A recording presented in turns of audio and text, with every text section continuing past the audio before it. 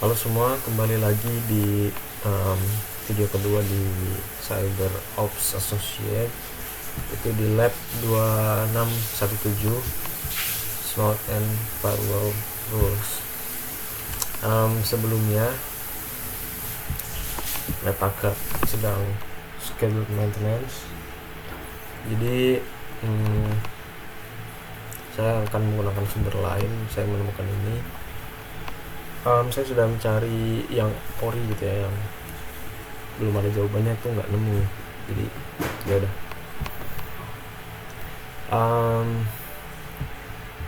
Di sini kita akan belajar mengenai sesuai judul ya, Snort and Firewall Rules. Jadi kita akan mencoba menyerang ya nanti ya, mendapat serangan gitulah.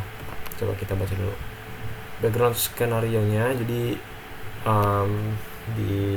in a secure production network, network alerts are generated by various types of devices such as security appliance, firewalls, IPS devices, routers, switches, servers, and more. Jadi itu di production gitu ya, itu ada network alerts, itu peringatan mengenai network itu yang di generated itu oleh banyak devices, bisa oleh banyak devices, mulai dari ya itulah yang bisa dibaca. Nah, the problem is that not all alerts are created equally. For example, alert generated by a server and alert generated by a firewall will be different and vary in content and format. Itu walaupun semuanya memberikan alert gitu ya, tapi gak semuanya tuh created equally gitu. Nah, lab ini tuh mau bikin kita jadi familiar sama firewall rules dan IDS signatures. Jadi ciri khasnya IDS gitulah. IDS itu apa? Di bawahnya ada nih. IDS itu Intrusion Detection System. Nanti akan dibahas lebih lanjut. Oke, untuk saat ini kita coba buka dulu VM-nya.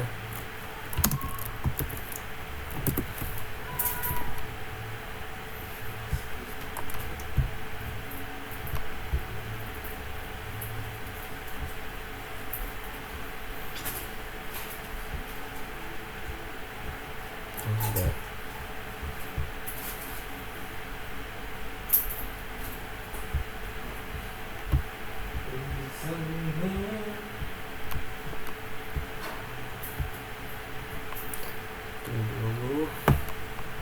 Oke, masuk.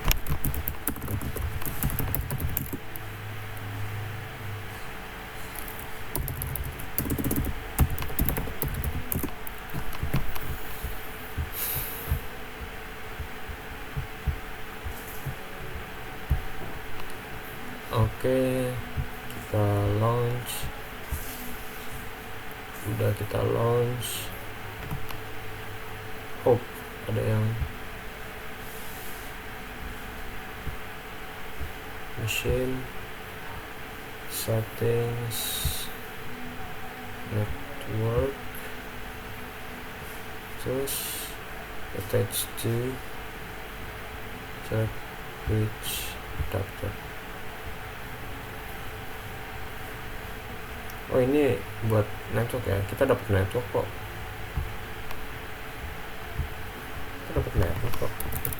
Iya.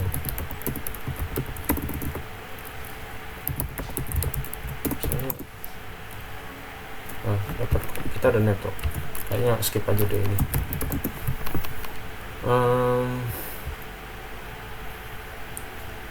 Terus kita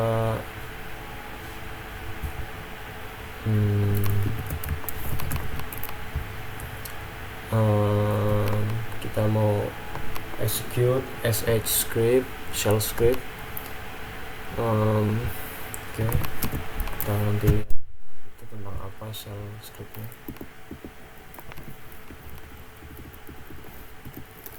Ini pakai sudo privilege, kita masukin passwordnya. Udah. Kemudian kita coba if config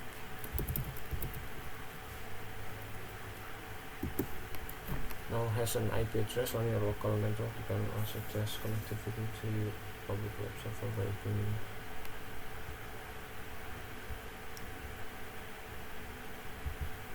Ya kan sudah dicoba ya tadi ya. Ya udahlah. Ping cisco.com.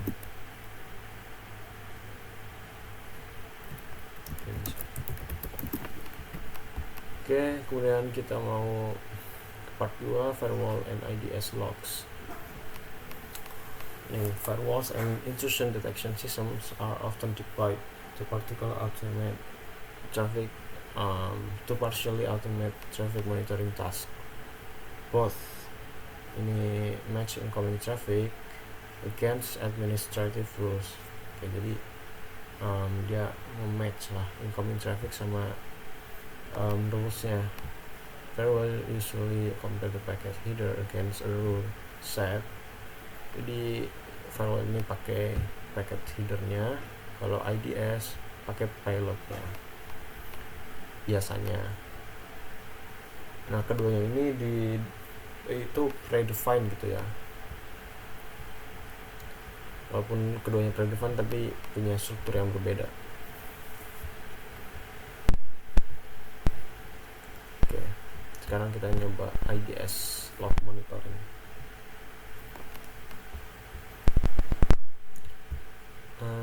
Buat buktiin gitu ya perbedaannya gitu. Nah, coba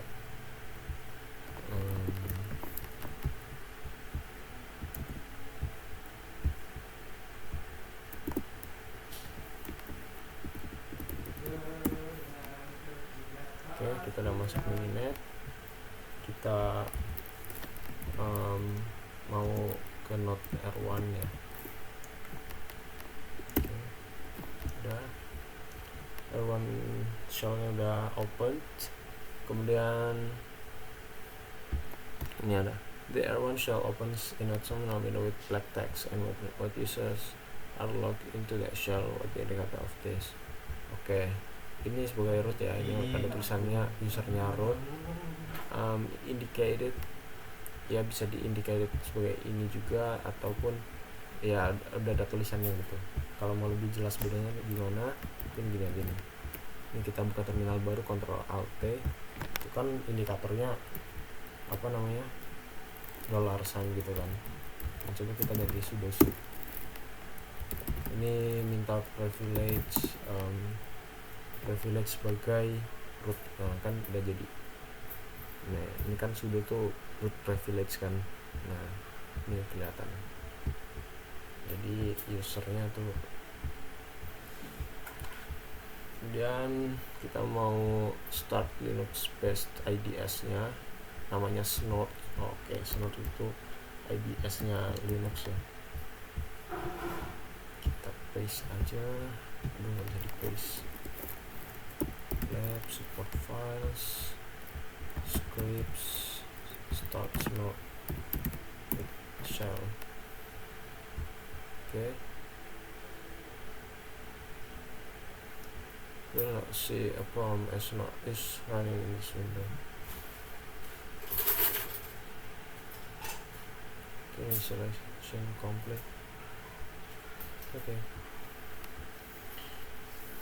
Kita sekarang mau buka node H5.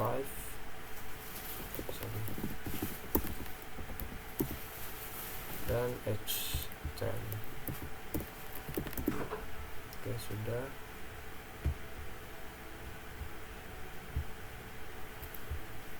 H10 ini mau simulate. Enggak, ini kita susun. Aduh.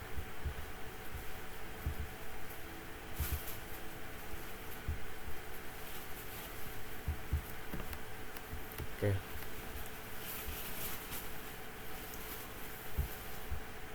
H10 ini bakal simulate server yang ada di internet yang buat nge-hosting malware. Oke, jadi H10 ini server yang ada malwarenya gitu ya.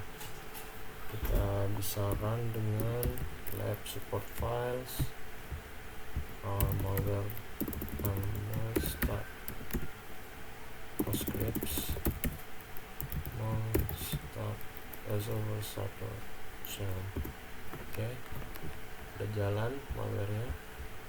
Kemudian di masih ini use. Let's start dengan flag simple options to verify that the web server is running. Oke, ini udah jalan ya, TCP di port 6666. Oke, ini web servernya berupa Nginx ya. Ini ada tulisannya Nginx master. Oke, selanjutnya kita buka R1 lagi, node R1. Ini tuh jadi ada itu ya.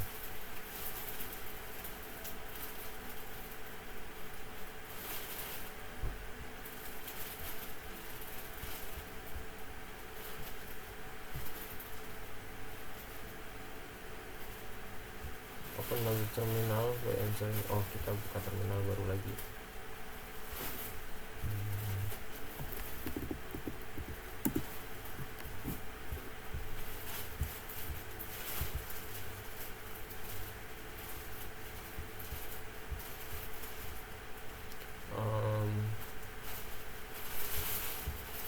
Run shell command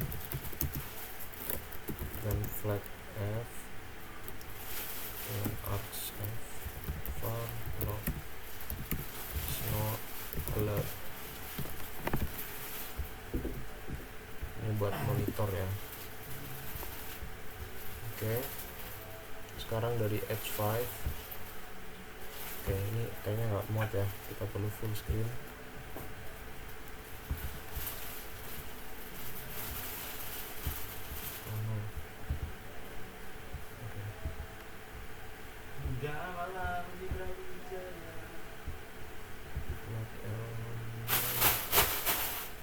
Kita mau ke node H5 ya. Nah, cukup seperti kayak gini. Oh, R1 nya kayaknya sedikit satu. Oh, enggak ada delaynya. Oke.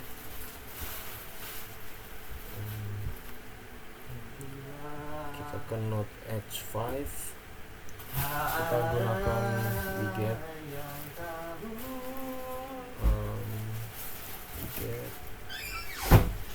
komennya ke buat download file.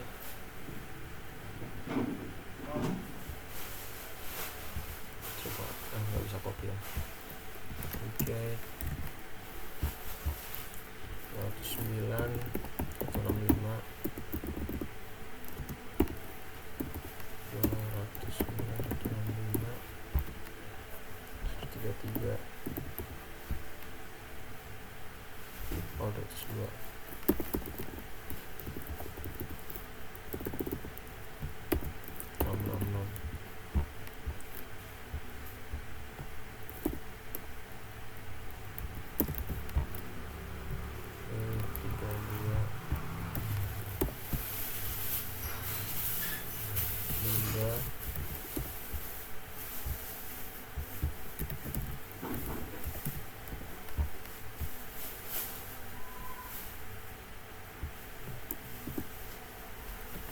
Berhasil ya, udah ke download. Di sini ada pertanyaan, what port is used when communicating with the malware web server, what is the indicator? Oke, jadi port yang digunakan untuk berhubungan dengan malware indikatornya tuh portnya 6666. Once the file completely downloaded ya, ini 100% udah ke download.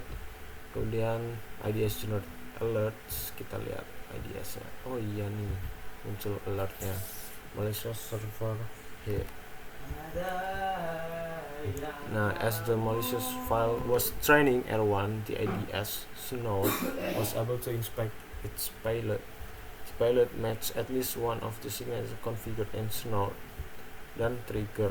Oke. Oke, jadi IDS ini jadi si malware ini punya signature gitu ya, dan IDS atau snort ini dia punya database signature dari masing-masing malware. Signature itu apa ya, kayak ciri khas gitu lah, kan tanda tangan gitu, setiap orang punya tanda tangan yang beda gitu kan. Ibaratnya signature itu ciri khasnya si malware gitu, yang membedakan antara malware satu dan yang lain, atau file yang murni dengan malware gitu.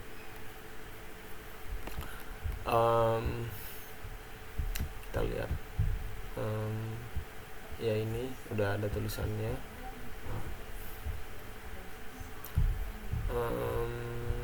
Kemudian based on the alert shown above, what was the source and destination? Oke, jadi source-nya ini dengan port tersebut, nah destination-nya ini. Oke, source port-nya ini 52958, terus destination portnya 64 kali. Kemudian based on the alert shown above, when did the download take place? Kalau di saya ini 26 April di jam 3 UTC. Yap. Di sini jam 10 kalau di sini. Oke. Kemudian message-nya apa? Ini message-nya malicious server hit. Oke. Kalau di H5 on H5 use the TCP dump command to capture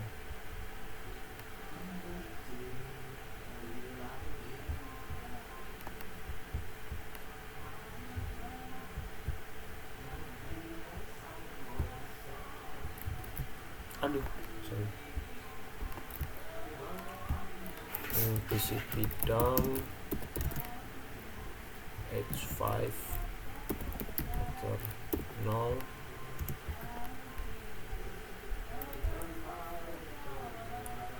on H5 ya. This way minta download pcap and ini nge-write ya, sepertinya ya, nge-write pcap and udah.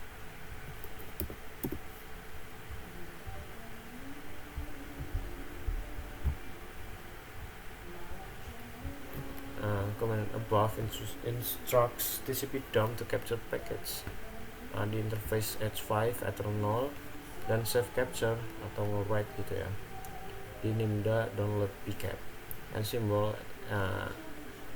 to shell to execute TCP dump in the background. Oke. Kalau tanpa N ini jadi terminalnya unusable. Oke.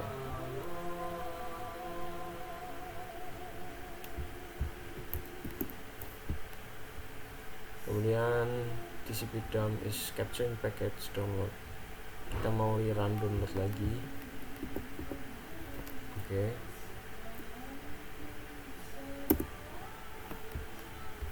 Stop the capture by bringing TCP dump to foreground.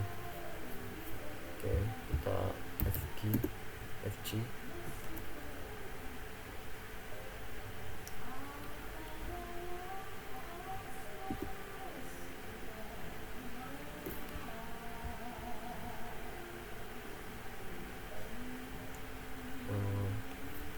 Ctrl C to stop the process. Terus on H5 use the ls command. Kita lihat ada filenya. Ini ada ya, pcap.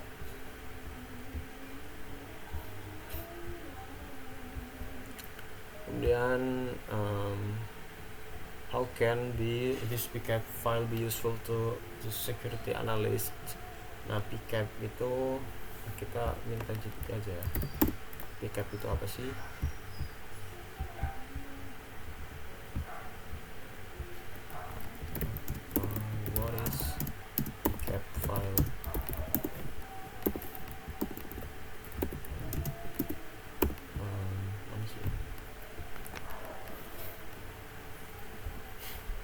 packet capture. Itu isinya record tentang network traffic seperti snapshot dari data packets traveling over a network. Who's talking to who, what they're saying, and when.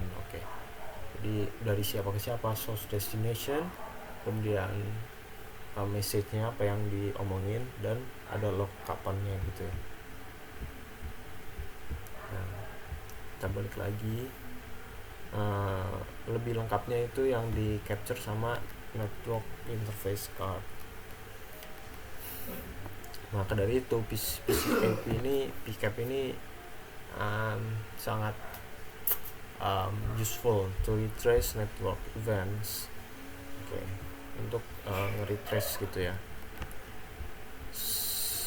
Sekarang kita ke part kedua. Tadi kita udah tentang IDS yaitu snort. Sekarang kita ke firewall.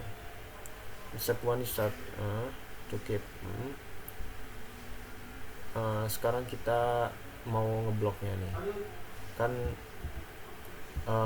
kita udah bikin internet based malicious server. Nah, kita mau coba agar orang-orang tuh nggak bisa nge-reach server itu.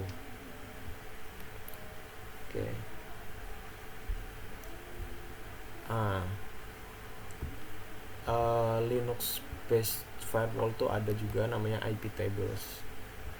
Nah, itu pakai konsep change and rules gitu loh. Kayak saya tadi sudah minta. Nah, IP tables ini firewall tool di Linux. Ini bisa ngontrol network traffic yang bisa masuk atau keluar dari sistem. Nah, cara kerjanya itu kayak logic gitu. Kalau ada paket yang match dengan kondisi yang udah diterapkan, kemudian lakukan ini. Nah, di kondisi itu bisa lakukan low, log, etc. Ya, mungkin kita langsung pakai praktek saja biar lebih paham lagi. Kita mau buka a third window of R1, kemudian kita IP tables -L -V. Saya kurang tahu itu apa, jadi saya coba minta help. Nah, -L itu nge-list, dan list the rules in a chain or all chains. Jadi kita mau inspect gitu ya ceritanya. Nah, V ini biasanya verbose ya, /v. Nah, ini verbose tuh detail gitu ya. Verbose mode, jadi lebih detail kita dapatnya. IP tables -L -v. Udah nggak jelas ya. Ya, inilah.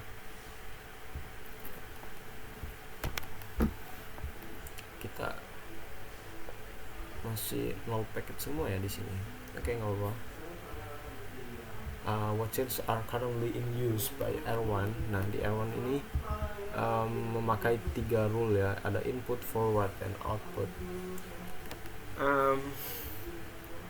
Connection to malicious server generate packets yang transfer. Sekarang kita mau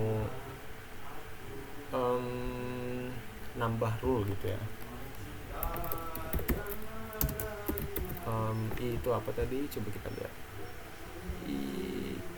Nah, insert in chain as rule name. One itu first. Forward. P itu apa? Port ya sepertinya. P itu P kecil ya.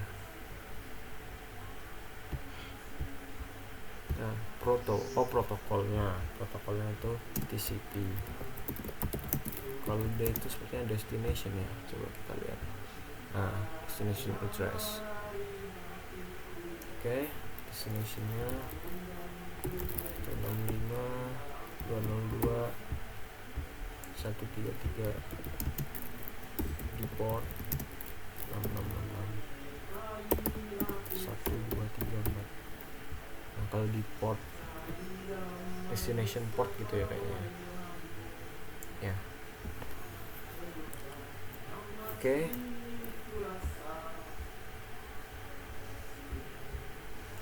Ya, kita enter saja. Sudah. Oh ini sudah ada. Oh saya kurang itu ya. Saya kurang minus J drop. How to edit IP table through I execute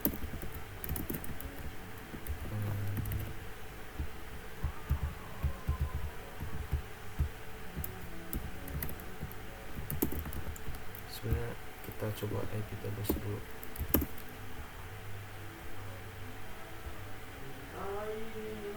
Ya ini udah ketambahkan, cuma kita belum ngasih drop gitu ya.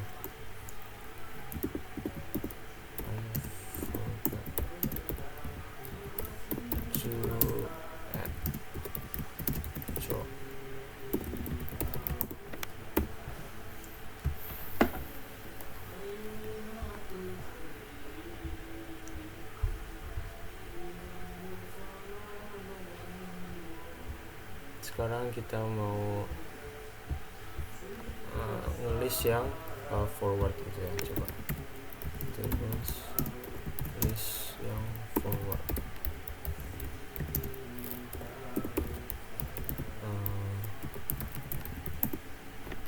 Oke.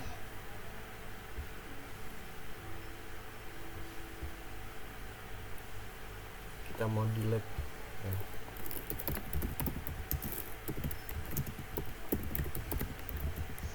Kan numbernya 1 tuh, ini numbernya 1, kita mau delete. Nah sekarang kita tambahin lagi minus C drop. Oke, sekarang coba udah targetnya drop gitu ya. Kita LV lagi, nah udah targetnya udah drop. Oke. Kemudian kita coba download lagi di H5.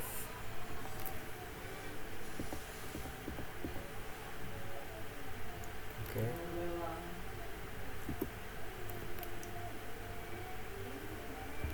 Nah, ini udah keblok gitu ya.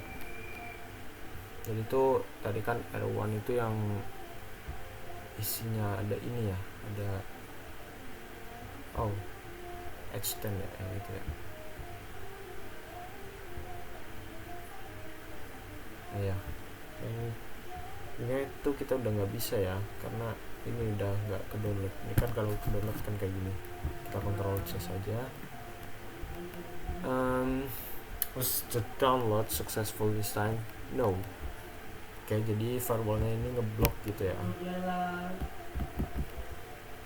Is blocking connection to the malware hosting server.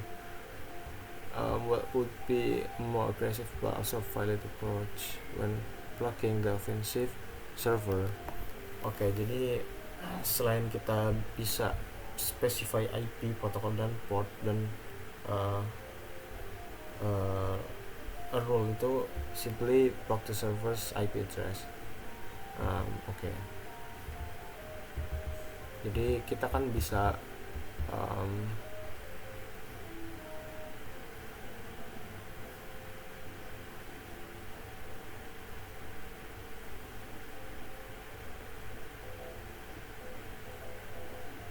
jadi daripada kita specify IP, port, protokol, itu kita bisa gunakan rule yang simply block server IP address. Oke. Jadi bakal completely cut access to the server from internal network. Nah, part 3 itu kita navigate terminal used to start mininet. Mana mininet? Nah, ini kita mau matiin semua.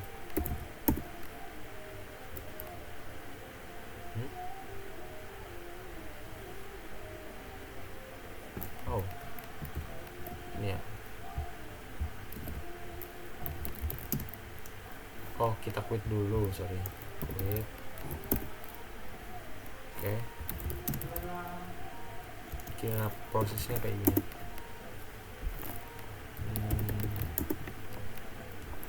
Oke, clean up complete.